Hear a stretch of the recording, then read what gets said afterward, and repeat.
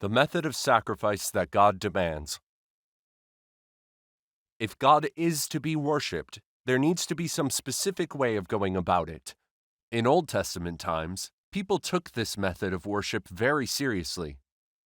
To put it into practice, it was necessary to have people who knew the sacrificial laws. These people were the priests.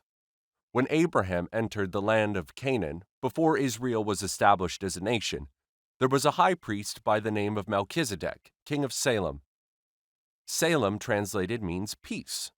When Abraham's nephew Lot had been captured by Gentile kings, and Abraham went and brought Lot back with all his possessions, Melchizedek went out to meet Abraham and blessed him.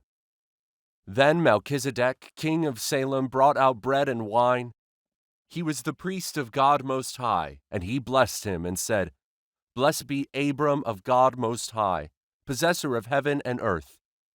From time to time, there arose a priest like the king of Salem, whose ancestral background did not correspond to the law of the Old Testament. The Bible tells us that the king of Salem in particular was the priest of God Most High. These days, there are many people who call themselves priests. There are even some preachers who proudly refer to themselves as priests. This kind of self-importance may boost their confidence, but there is a great difference between them and the priests who appear in the Bible. Let's think about the Old and New Testaments as a whole. In Old Testament times, there were the priests and the high priests. It was the high priest's responsibility to offer a sacrifice once a year for all the people. There was a flaw, however, to this system of priests and high priests. This is because everyone becomes old and dies, so when one high priest died, the next high priest had to take over. Since the duties of the high priest were entrusted to mortal men, many high priests were needed to continue the work in Old Testament times.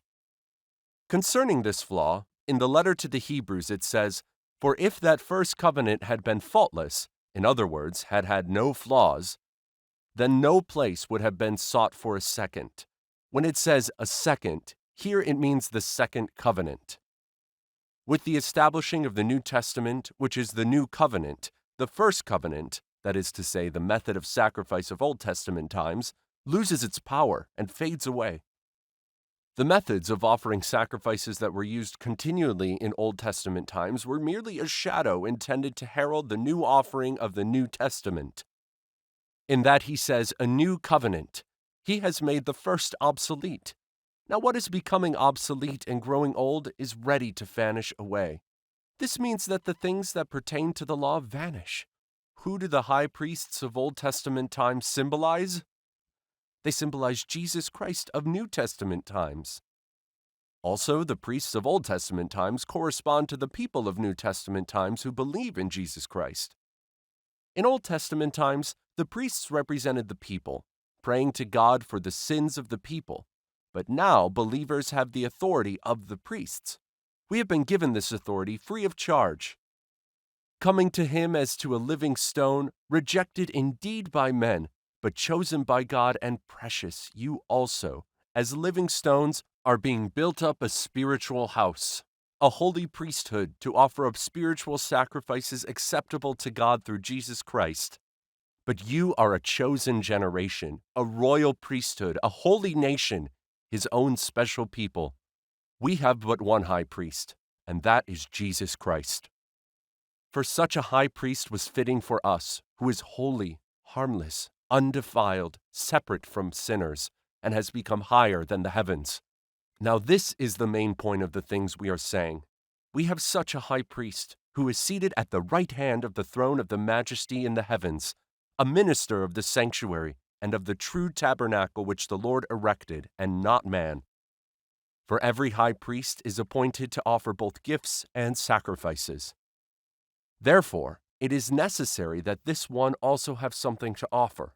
For if he were on earth, he would not be a priest, since there are priests who offer the gifts according to the law. The person described in this passage is Jesus. The Old Testament is a shadow of the New Testament. If we want to know precisely what the New Testament is saying, we must first examine the Old Testament.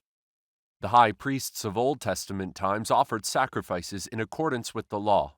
But what was the sacrifice that Jesus offered as high priest?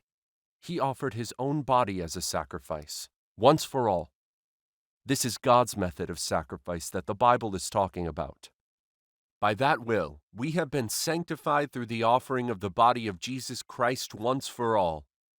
But this man, after he had offered one sacrifice for sins forever, sat down at the right hand of God.